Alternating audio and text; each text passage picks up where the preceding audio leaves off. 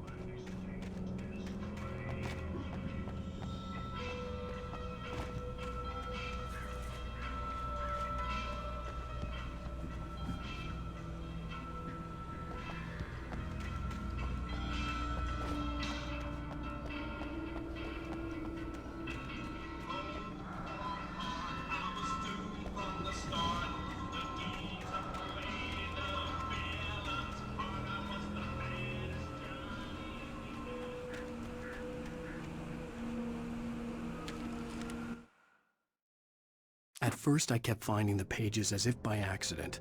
The book I couldn't remember was either a terrible and true prophecy or an act of creation that had rewritten the world. I began to hunt the pages feverishly, for they held the answer to the mystery. With it, I could save myself. With it, I could save Alice.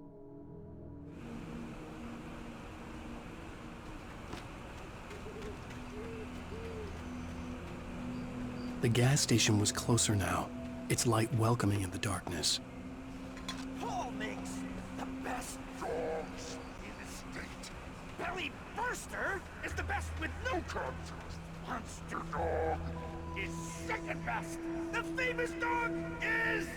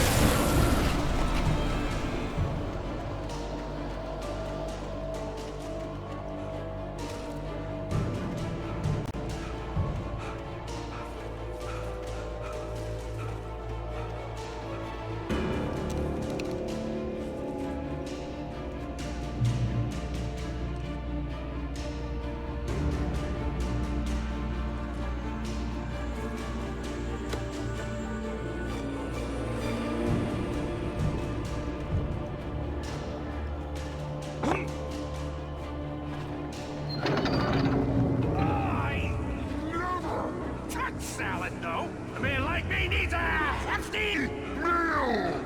That's for the day!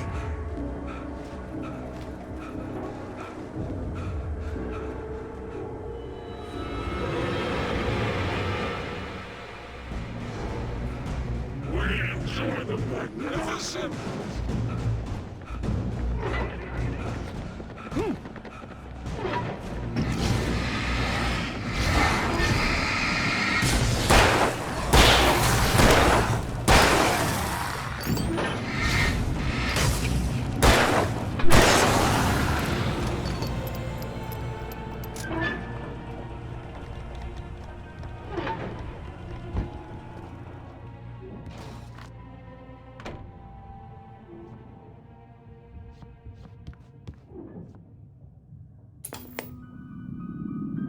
Science. It bestows immortality on those who advance it to elevate all of mankind. Newton, Einstein, Sagan, princes among men. But the price for such a legacy is steep indeed. In Night Springs. Tonight's episode, a quantum suicide. If our lives are already written, it would take a courageous man to change the script. Having called a press conference, Dr. Barclay Colvin is about to demonstrate that very courage. Ladies and gentlemen of the press, I am Dr. Barclay Colvin, and I'm glad so many of you could join me here at the Moorcock Institute. Tonight, I'm going to give a practical demonstration of the many worlds interpretation. As you can see, this is a loaded 9mm pistol. It shall be part of a thought experiment. And now, a real experiment, known as a quantum suicide. Did he say suicide? Is that a real gun? He's kidding, right? Please, stay calm. There is no risk. Observe what occurs when I place the weapon against my own forehead. Now, you might think this round is merely a dud. Not so. Observe the flower pot. And yet, I myself cannot be harmed with this gun. With each pull of the trigger, two new realities branch off. One in which the weapon didn't fire, and one where it did. With my machine here, I have ensured that this reality is always the former. I have bestowed upon myself quantum immortality. Under no circumstances can this gun kill me. So wait. What you're saying is that every time you pull the trigger, in another reality, you die? Yes, of course, but that's completely trivial. There's an infinite number of things that could happen at any moment, and they always do happen somewhere. The point is, this one thing did not happen here. You're insane, Colvin. Insane? Insane? Hey, was this thing supposed to be plugged in? I stumbled on it. You fools! Gaze upon quantum immortality.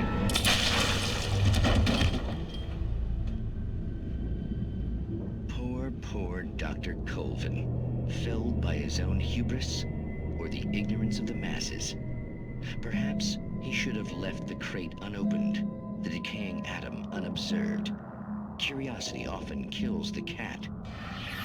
In Night Springs.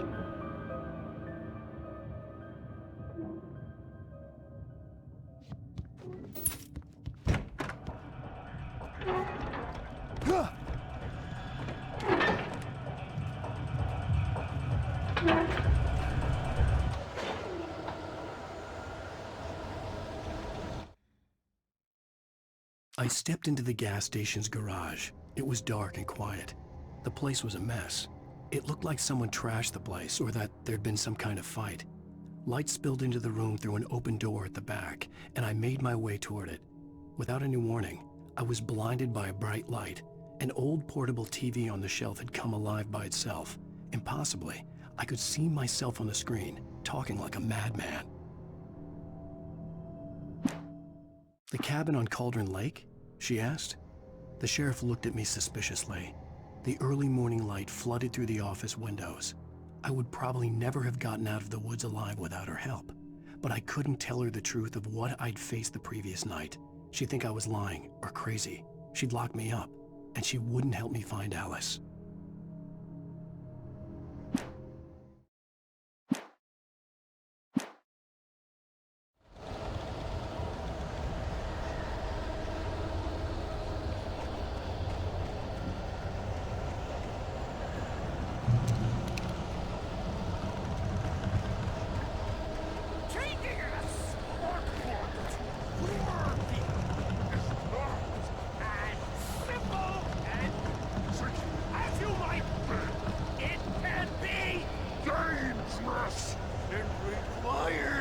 Patience!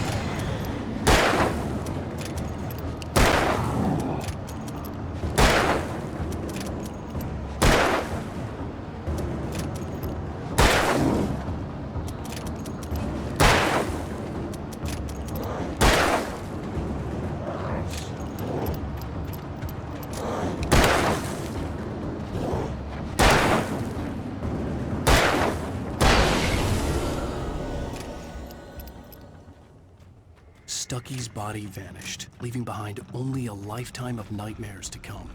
Assuming I'd reached the lights of the gas station alive.